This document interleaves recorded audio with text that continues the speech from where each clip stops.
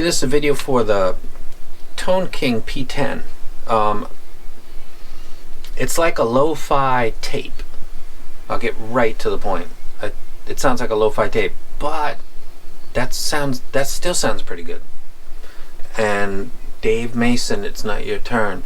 Listening to Electric Light Orchestra. This is stuff that can really get on your nerves if stuff's tuned wrong, and Telephone Line in particular. Hello, how are you? Are you feeling okay? Dun dun dun dun dun dun dun dun dun dun dun dun dun dun dun dun dun dun dun dun boom.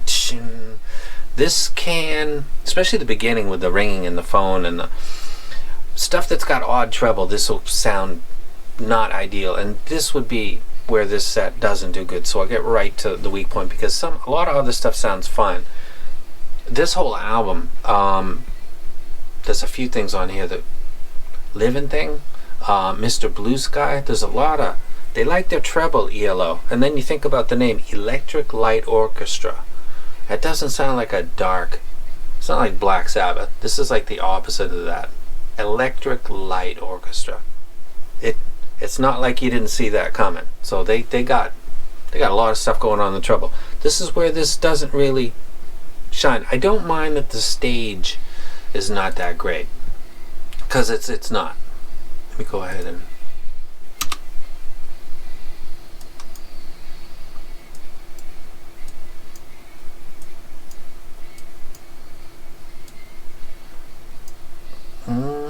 E-F.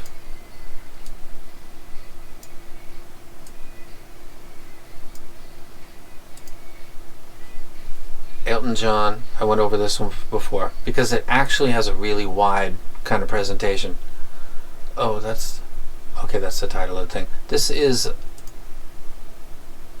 the instrumental that turns into Love Lies Bleeding. This is kind of a really large, it's not an orchestra, but it's got that kind of large presentation to it. This is a kind of an intimate player. This is not really good for stuff that plays large. This, Frampton Comes Alive, the Boston track, live performances. I got some Cheap Trick live that sounds really Lynyrd Skynyrd, One More From the Road, the Freebird track where you can hear the people on the left and on the right, and that's a real good indicator. I didn't even need to really go there, because right here at Love Lies Bleeding and Funeral for a Friend, I can feel it's a little bit constricted.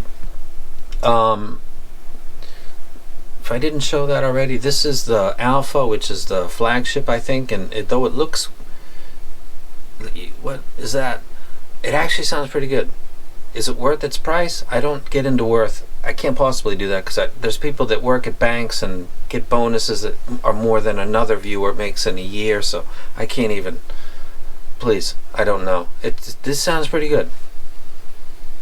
I'm not wrecking it. I'm just saying it doesn't sound that. That's a little kind of an odd grab. This is cheaper. So I don't wreck it. It's got the bass is fine. It looks like it's okay. It looks like it's a little bit too up. Nah, it's not. It sounds okay. The mids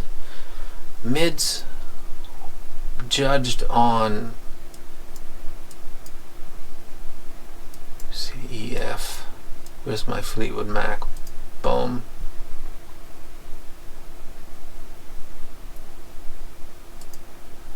Dun, dun, dun, dun, dun, dun, dun. This actually, I don't know if it's DST or other. All I have is DST.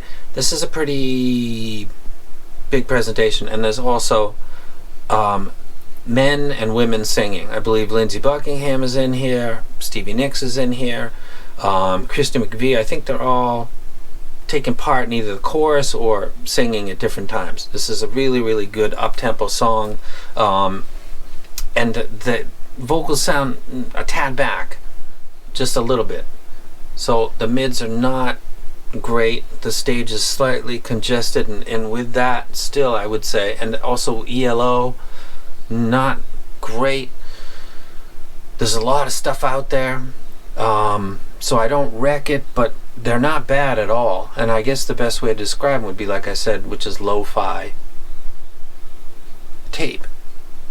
They sound kind of like that without the high resolution, but same kind of tonality, and they graph not that different. One thing I'll get into real quick, psychoacoustics, I've said it before, it's kind of the study of sound manipulation, brain perception of sound. It's much wider than that. But for example, you got 8 kilohertz right here. With this reduced here, and I listen to Aerosmith, and I listen to the hi-hat strike, it sounds like a fuzzy, somebody dropped a metal thing on top of the cymbal, like a not a strike, like a that's what, imagine a Brillo pad with a fishing weight in it and then drop it on top of the cymbal. That's what the strike sounds like. It sounds like a I lost a bunch of people there. That's what it sounds like, and that's because the part that's supposed to be complete is not emphasized, and the driver's not ideal for it. So it sounds like a Brillo pad with a fishing weight dropped on a cymbal. What the fuck is he talking about? That's what it sounds like. That's what I could come up with at the moment. Whereas on the tape, that is not that differently tuned than this. It's a Harman hump with a little bit too much at 4K for some folks. That same strike sounds fine because it's different driver technology. The tape is really good, man. I said it in my original video that for people that listen at low to moderate levels and use stuff that's not necessarily putting out a lot of power, that would probably be a good set. And it turns out, looking back, that's pretty much what happened. QC issues along the way. That's a bane of this industry, is QC. Besides that, there's a lot of happy people with their tapes. A lot of them. This is a lo-fi version of that. I don't wreck it, but it's not bad. I've listened. I thought one of their other planars that they released about a year or 2 years ago, I thought that was a disaster. Like sometimes you get stuff and you're like, well, how did this get in a box? Or did I get a lemon? Like, you don't know sometimes. This actually sounds like somebody listened to it, thought, this is cool, what's wrong with this? And also listening to people sometimes talk about J-pop. I don't listen to that, but there's a lot of treble in that. So you don't want to break it into like geographical, but people listen to music a little bit different in different parts of the world. Down in Africa, and there's a lot of drums. There's probably more low frequency. That's not. That's actually a true statement. Jamaican music, reggae. There's a lot of low frequency stuff constantly going on with that. J-pop, Asian tuning, Japanese tuning is different. A lot of people note that. It's actually true. So this is basically a lo-fi tape.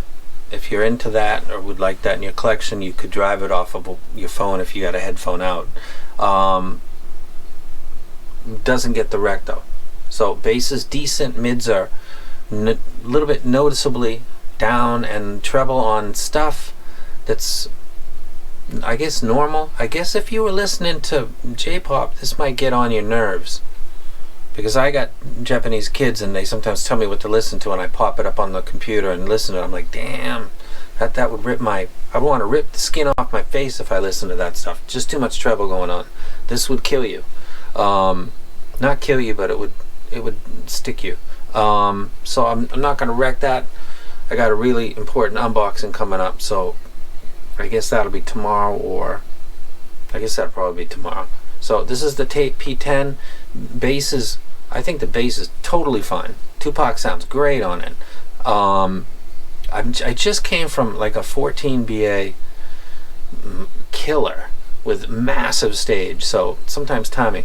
That's why I said at the beginning I'm kind of mixed about this. It's not a bad set. If somebody says I like this is really good, I wouldn't think that they were shilling at all.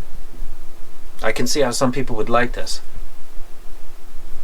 I can see why some people wouldn't, like everything else, but this is not a bad set, and I do get bad sets because I don't do reviews of them. You guys sometimes say, whatever happened to I saw the unbox and didn't see the review.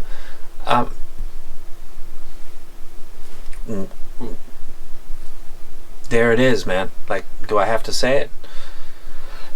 That's not professional. You should review everything you get. Hey, do my job then. Like, you make your own thing and you do it, because I ain't doing it. Takes the fun out of the hobby if I got to say this thing's not good, this thing's average, this is not good. I want to hype the good stuff, and I don't have time to do that and every single review and every single unbox for stuff that's not good. So stuff that you don't see a review for is not good, in my opinion. I mean, stuff way back. There's some stuff I haven't done yet, like the Moondrop S8. That is real good. It just hasn't come up yet. This is not bad. This gets a review. I don't rack it, but I could see how some people could like it. And I took way too much time, but oh well. That's what I do around here. And I am out.